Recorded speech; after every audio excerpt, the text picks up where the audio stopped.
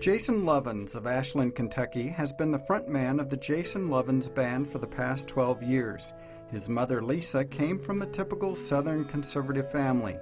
She had no understanding of sex or rape at a young age, but all that changed when she was 15 years old. Jason, tell me about what happened to your mom when she was only 15 years old. When she was 15, she was raped walking home from the pool one day, and doesn't remember it. Months went on, and she was gaining weight, and people really never thought much about it, but my grandma noticed and even enrolled her in a weight loss program and went with her just so she would feel okay about herself, and still didn't understand what was going on. And my mom said one day she just realized something was just not right with her body, and she'll tell you she was very naive for 15, didn't understand anything about babies, and so she told my grandma, "I'm sick, I need to go to the doctor." And my grandma, being a pretty slick lady, still hadn't figured it out, and they went to the doctor, and he come out and said, well, she's pregnant. Was abortion ever a part of the conversation or equation? Not for my family, but my grandma also tells the story about a lot of people, you know, giving her advice.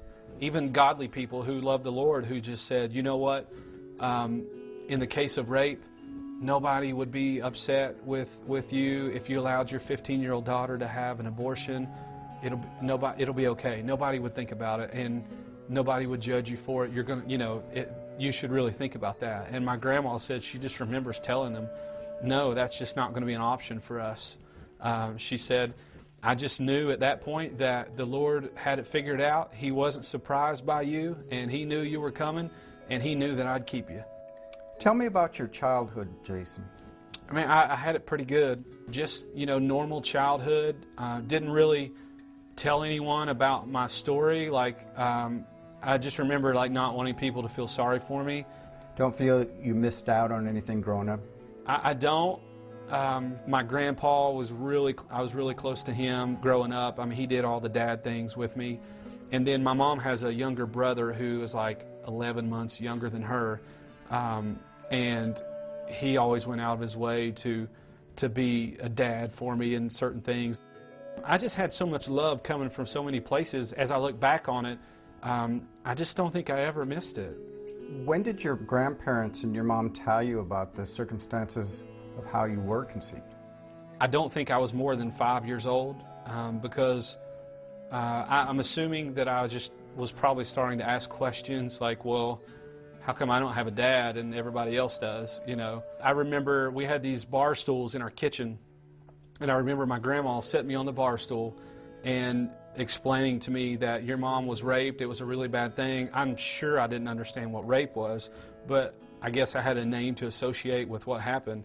But I just remember her telling me, this is why you don't have a dad. We don't know who it is, but you're going to be okay because we love you, and you have a heavenly Father who loves you more than you'll ever understand. Were they ever concerned that you might be traumatized over this knowledge? They really went out of their way to make me feel just so loved and just special. Like, I always remember just feeling special. Well, what made you start telling your story? You know, it just kind of happened when we started singing locally. I just started sharing it. And then after maybe the first or second time, I realized the impact that it had on people.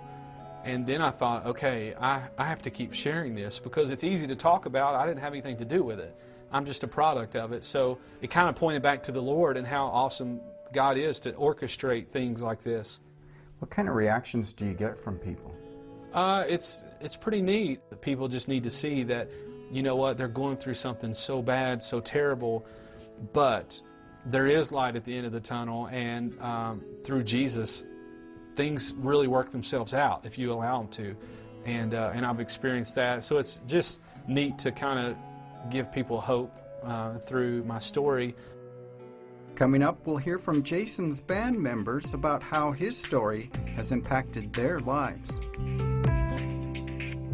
Currently, Jason and his band have recorded 2 albums and continue to play at churches throughout the country. Jason will continue to share his story, hoping it'll encourage, inspire, and change the hearts of his audience. just like it's impacted his bandmates. When you first heard Jason's story, how did that affect you? Well, it's funny. I've known Jason my whole life, and the first time I heard his story was actually the first gig I did with him, and I never knew. I mean, that's just how his family is. They just, you know, they never really wanted people to feel sorry for him. So, and I really like that about Jason, like how he, you know, isn't like having a pity party for himself.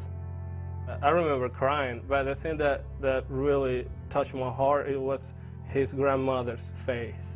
You know, knowing that God was in control, and that you just have to trust God, and everything's going to be okay. And that was the thing that really spoke to me, like, man, like, what a faith.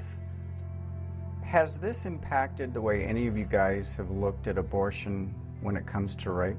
It absolutely completely changed my mindset when it comes to that, because... What was your mindset before? Well, I was skeptical, or I was just like, well, case by case, you know, I don't know, when I heard this story, it just clicked in my head. I've always been pro-life. I've just always understood that God's had a purpose for everybody.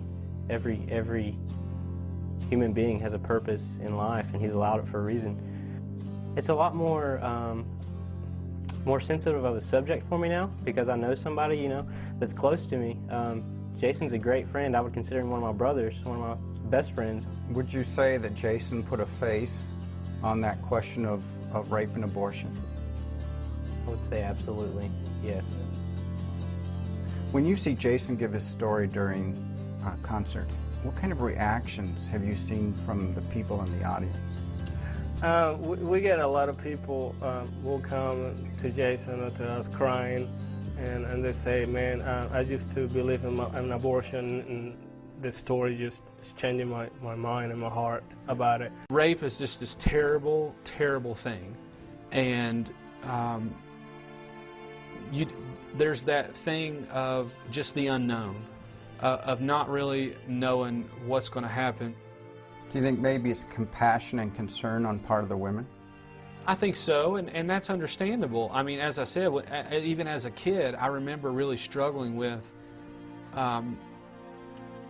this terrible thing that happened to my mom. Like, I wouldn't want her to have to go through that. But then I thought, okay, I wouldn't be here otherwise. So, you know, beauty comes from ashes. You hear all these things, and in my situation, the Lord knew, and I'm thankful that I came through the family that I came through.